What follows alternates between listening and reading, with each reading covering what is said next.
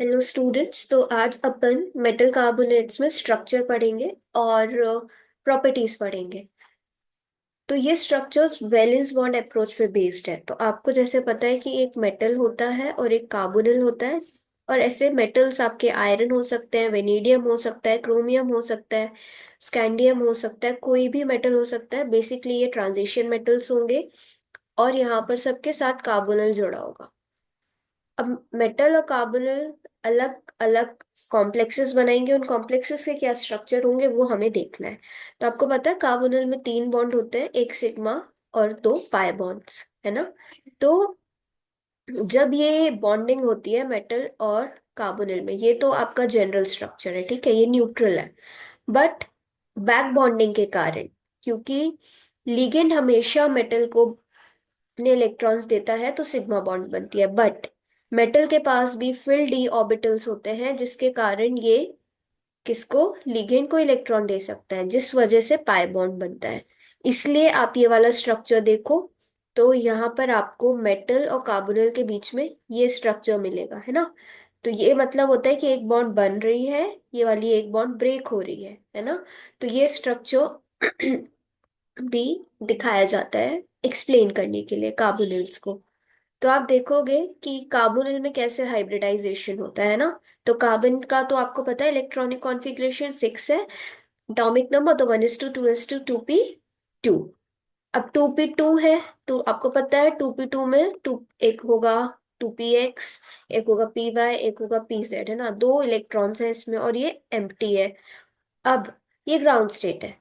अब अगर आपको क्या करना है, हाइब्रिडाइज स्टेट देखोगे तो यहाँ पर, और ऑक्सीजन का ग्राउंड स्टेट देखोगे तो ऑक्सीजन 8 होता है, तो 1:2s2 2p3, है ना। 1:2s2 2p4, 2p4 इलेक्ट्रॉन्स यहाँ हो जाएंगे। तो कार्बन और ऑक्सीजन तीन बॉन्ड्स बन रहे हैं। तो दो बॉन्ड तो बन जाएंगे क्योंकि एक ये सिंगल है, एक ये सिंगल है। बट इसको एक्साइटेड स्टेट में लाना पड़ेगा ऑक्सीजन को, है ना। तो एक इलेक्ट्रॉन हमें यहाँ से एक्साइटेड स्टेट में चला जाएगा और एक यहाँ पे वेकेंट है। तो जो ये वेकेंट पी ऑर्बिटल है, ये आपका पाई बॉन्ड में कंट्रीब्यूट करेगा, है ना। तो the sigma bond is form between the overlap of one half filled sp x hybridized orbital of the carbon, okay, this x1, and half spx orbital of the oxygen one, ठीक है। तो ये एक sigma bond बन गई। y spx hybridized lone pair on both the atoms remain non-bonding in nature। तो आप ये फिगर देखो जहां पर आपको ये दिखाया है कि ये दोनों जब ओवरलैप करेंगे तो एक सिग्मा बनेगी। और ये जो 2pz ऑर्बिटल, किसका, कार्बन का जो वेकेंट है, ये और ये भी दूसरा कार्बन है, ठीक है, ये कार्बन है और ये ऑक्सीजन है। तो ये कार्बन का वेकेंट है, ऑक्सीजन में आप देखोगे तो 2pz2, इसके पास दो लोन पेयर्स है। क्या हाइब्रिडाइजेशन है ऑक्सीजन का, 1:2 2s2 2p4। तो 4 में क्या हो जाएगा, 1 2 3 एंड 4, तो इसके पास एक लोन पेयर है, राइट। तो ये लोन पेयर यहाँ दिखाए हुए हैं। और दो पेयर्ड इलेक्ट्रॉन्स है, तो एक सिग्मा बॉन्ड बन गई, एक यहाँ से पाई बॉन्ड बन जाएगी और एक ये साइड वाइज ओवरलैपिंग से बनेगी। तो आप देखो ऑक्सीजन पे एक लोन पेयर ये शो कर रहा है और एक ये लोन पेयर शो कर रहा है। तो हमें क्या पता चलता है, ऑक्सीजन पे दो लोन पेयर है। बट इस डायग्राम से हमें ये भी पता चल रहा है कि एक सिग्मा बॉन्ड बनी है ना।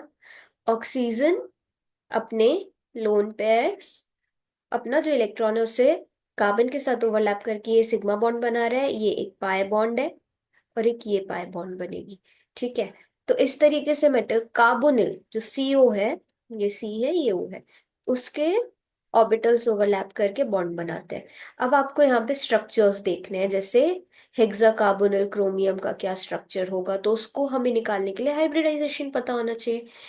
तो valence shell electron pair theory ये प्रिडिक्ट करती है कि इलेक्ट्रॉन्स सेंट्रल एटम में कितने हैं, क्या शेप होगा, है ना। बट एक्सरे डिफ्रैक्शन हमें कंफर्म करता है। बॉन्ड लेंथ स्टडीज जो होती हैं वो हमें एक्सरे डिफ्रैक्शन से पता चलती है। तो जैसे आप देखो निकल टेट्रा कार्बोनिल, ठीक है, इसका टेट्राहेड्रल शेप होता है, ये टेट्राहेड्रल शेप है। क्या होगा? Linear nickel carbon oxygen bond होगी जिसकी बॉन्ड लेंथ 150 पिकोमीटर है, और सीओ की जो बॉन्ड होगी, ये वाली बॉन्ड लेंथ जो है, ये 115 पिकोमीटर होगी। ठीक है। तो टेट्राहेड्रल है तो sp3 हाइब्रिडाइजेशन होगा। होगा कैसे? निकेल 28 है, 4s2 3d8 ground state configuration है ना। तो देखो 3d8 है ना, 1 2 3 4 5 6 7 8, और 4s2 है, 4 पे आपके पास एम्प्टी है। अब यहाँ रीअरेंजमेंट होगा। क्यों होगा? क्योंकि ये वाले इलेक्ट्रॉन्स यहाँ शिफ्ट हो जाएगा तो ये पेयरिंग हो जाएगी। ओके, और ये वाले भी यहाँ शिफ्ट हो जाएंगे, तो ये सारे एम्प्टी हो गए। अब ये एम्प्टी हो गए तो यहाँ पे जो कार्बोनिल है चार, ये चार कार्बोनिल अपने लोन पेयर्स लाके कंट्रीब्यूट करेंगे, है ना। तो चार कार्बोनिल हो गए, तो ये क्या हो गया? एस और P3। तो sp3 hybridisation nickel tetra carbonyl का हुआ। ओके, तो आपको डायग्राम ऐसा शो करना है, स्ट्रक्चर। ठीक है। ऐसे ही आपको बहुत सारे एग्जाम्पल्स मिलेंगे। ये आपको बैक बॉन्डिंग दिखा रहा है, कार्बोनिल की निकिल के साथ कैसे होती है। ये वैके देखो, ये कार्बोनिल है, ये लिगेंड है, ये मेटल है। ये डी ऑर्बिटल्स है मेटल के जो कि फील्ड है, और ये कार्बोनिल है ना। तो यहाँ पर आप देखो, ये कार्बन का अनहाइब्रिडाइज्ड है और ये ऑक्सीजन का। ठीक है। तो अगर ये कार्बोनिल मेटल को देगा तो क्या बनेगा? Sigma bond. मेटल कार्बोनिल को देगा तो पाई बॉन्ड बनेगा। तो ये पाई बॉन्ड देखो कैसे बन रहा है, निकेल ने इस ओवरलैप किया इससे, अनहाइब्रिडाइज से, तो ये पाई बॉन्ड बना। अब आप देखोगे कि पेंटा कार्बोनिल आयरन या फेरेट में ट्राइगोनल बाइपिरामिडल शेप है, ये देखो। ठीक है। एक्सियल और इक्वेटोरियल बॉन्ड होती है। ये सारी आपकी इक्वेटोरियल बॉन्ड्स है, ये आपकी एक्सियल बॉन्ड है। ठीक है। ये भी कैसे पता चला? एक्सरे डिफ्रैक्शन से पता चला हमें। अब आयरन 26 है तो 4s2 3d6। तो देखो 1 2 3 4 5 6। ओके, अब ये भी पेयर कर लेंगे, ये इलेक्ट्रॉन यहाँ एनर्जी, अभी ये डी जनरेट है। अब इसने क्या किया? पेयरिंग कर ली। पेयरिंग हुई, एनर्जी करी, डिस्ट्रीब्यूशन हुआ, ये वाले इलेक्ट्रॉन्स भी यहाँ आ गए, है ना। अब क्या हुआ? ये एम्प्टी है, ये एम्प्टी है, ये क्योंकि हमें पांच कार्बोनिल को स्पेस देनी है इसीलिए ये हो रहा है। तो अब यहाँ पे पांचों ओवरलैप करेंगे, DsP3 हाइब्रिडाइजेशन हो जाएगा, और DsP3 क्या है? Trigonal bipyramidal. ठीक है। ऐसे ही आपको हेक्सा कार्बोनिल निकेल का देखोगे ड्रॉ करके तो आपको ऑक्टाहेड्रल स्ट्रक्चर मिलेगा। ठीक है। तो ये हमारे थे मोनोन्यूक्लियर। तो उस मोनोन्यूक्लियर में हमने आयरन क्रोमियम का एग्जाम्पल देखा। ओके। अब आप देखोगे बाई न्यूक्लियर, तो बाई न्यूक्लियर मतलब दो मेटल्स प्रेजेंट होंगी। अब दो मेटल्स कैसे प्रेजेंट होगी? एक बॉन्ड होगी। ठीक है, एक बॉन्ड तो होगी ही होगी।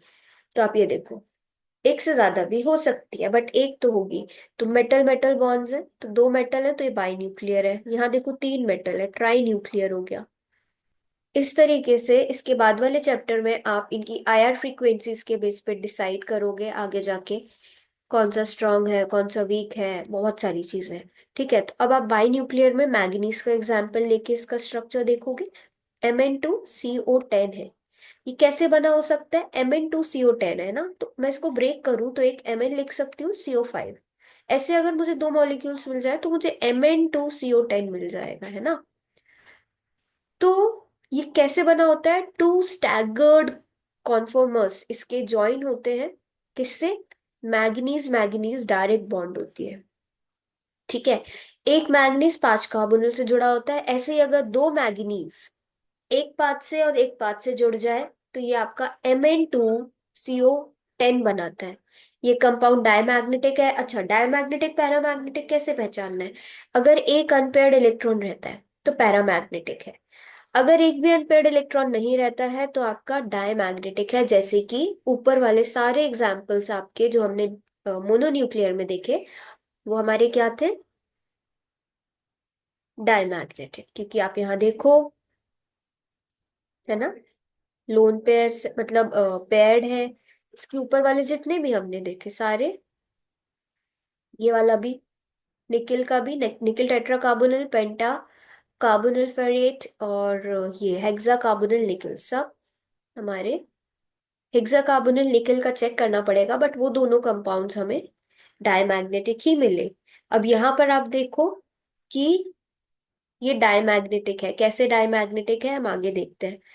Each manganese atom has coordination number 6 and D2sp3 hybridization is there. तो D2sp3 है, ऑक्टाहेड्रल होगा। डी पहले है तो इनर कॉम्प्लेक्स है। अब एक मैग्नीज, मैग्नीज का 25, तो 4s2 3d5 है ना। तो 5 अनपेयर्ड इलेक्ट्रॉन 4s2 में, और पी वैकेंट है।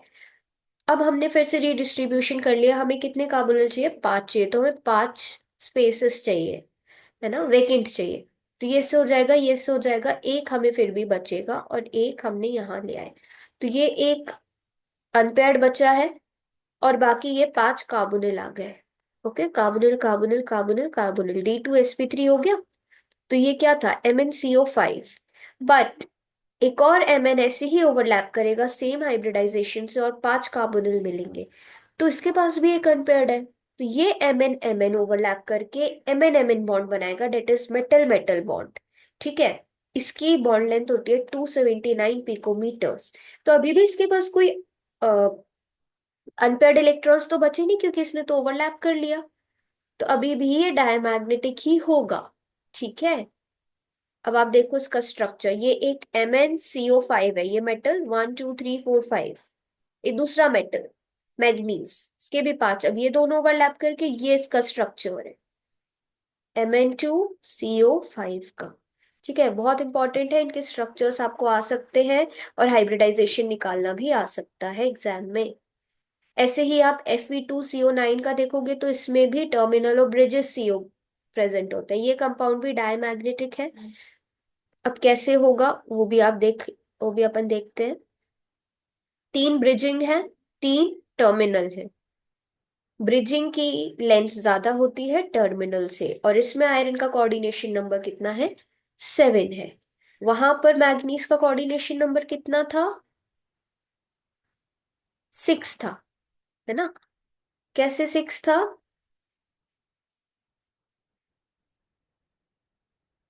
5 कार्बोनिल से जुड़ा था, और एक मेटल से भी जुड़ा है। अब यहाँ आयरन का देखते हैं। तो आयरन का अगर आप देखोगे, तो Fe2CO9 बनाना है हमें, है ना, Fe2CO9। तो हम Fe और इसको ब्रेक करेंगे तो Fe, और ये ब्रेक नहीं होगा बेसिकली, 9 चाहिए हमें।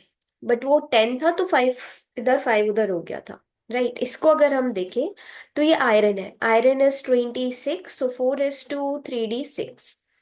तो ये कॉन्फ़िगरेशन है ग्राउंड स्टेट। फिर से पेयरिंग कर देंगे, कितने कार्बोनिल चाहिए, 9 कार्बोनिल चाहिए। Is it possible to accommodate 9 carbonyl. तो यहां पर क्या हुआ है, देखो, ये इधर आ गया, ये इधर आ गया, 1 2। इसने भी कैसे स्प्लिट किया, एक इलेक्ट्रॉन यहाँ, ये एक पेयरिंग हो गई, एक ये पेयरिंग होगी, तो 1 2 3 4। तो 1 2 3 और 4 होने चाहिए थे हमारे पास, राइट, ऐसे होना चाहिए था, 1 2 3 4। अब हमने इनको दो को रखा है, इनको भी सेपरेट कर दिया। ठीक है, एक ही हो गया, एक ये स्पिन है, एक ये स्पिन है। अब इन चारों के साथ भी कार्बोनिल 9 चाहिए, तो 1 2 3 4 5, 1 2 3 4 5 6 7 8 9। ठीक है। एक कार्बोनिल 2 इलेक्ट्रॉन देता है, 9 कार्बोनिल 18 इलेक्ट्रॉन देंगे, ये हमने देखा था।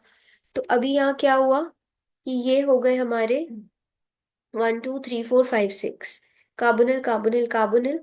यहाँ एक इलेक्ट्रॉन दिया है कार्बोनिल ने, यहाँ एक, यहाँ एक। और ये जो अनपेयर्ड इलेक्ट्रॉन है, ये अनपेयर्ड इलेक्ट्रॉन से एक Fe बॉन्ड बन गई। तो D2sp3 हो गया। अगेन ये भी कार्बोनिल है, ये भी कार्बोनिल, ये भी कार्बोनिल। ठीक है। Fe2CO9, ऐसे ही अनदर Fe भी करेगा, तो यहाँ पे भी कितने हो जाएंगे, 1 2 3 4 5 6। ठीक है। ऐसे ही आप कोबाल्ट का देख सकते हो, CO कोबाल्ट का CO8, orange colour brown crystalline solid compound है, जो कि अल्कोहल, ईथर और कार्बन टेट्राक्लोराइड में सॉल्युबल है।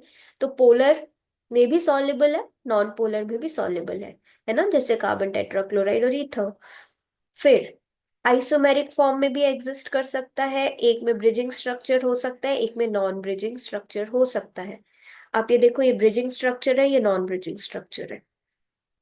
ब्रिजिंग, ये ये वाले ब्रिजिंग हो गए आपके, ये वाले। और ये सारे हैं टर्मिनल। ठीक है। तो टर्मिनल एंड ब्रिजिंग दोनों हो सकते हैं। ब्रिजिंग ये कि अगर दोनों मेटल्स को जोड़कर कार्बोनिल जुड़ा हुआ है तो ये ब्रिजिंग है ना। तो ये इसका स्ट्रक्चर है। इसके आपको काउंटिंग भी दिखाई है, ईएन रूल फॉलो करके भी दिखाया है कि ये फॉलो कर रहा है कि नहीं कर रहा है। कार्बोनिल का CO2 CO8। ठीक है। 3 कार्बोनिल आपके ब्रिजिंग पे है, और यहाँ पर 2 कार्बोनिल ब्रिजिंग पे है और 3 टर्मिनल पे है। ठीक है। तो 6 इलेक्ट्रॉन हो गया, 3 2 6 एंड 2 इलेक्ट्रॉन्स। कितने हो गए? 6 + 9 + 6, 9 10 11, 11 + 6 17, और 1 मेटल मेटल बॉन्ड है तो 1 इलेक्ट्रॉन 18। ऐसे ही इस स्ट्रक्चर को देखोगे तो कार्बोनिल तो 9 देगा, 4 कार्बोनिल्स हैं आपके और एक मेटल मेटल बॉन्ड है। कितनी मेटल मेटल बॉन्ड हो रही है यहाँ पर? एक कार्बोनिल की कोबाल्ट के साथ एक ही मेटल मेटल बॉन्ड है। यहाँ पर भी टोटल इलेक्ट्रॉन 8 हो रहे हैं। तो the bridging structure A has 2 bridging carbonyls and 3 terminal carbonyls and CO bond. Each carbonyl atom, cobalt atom is linked to another cobalt.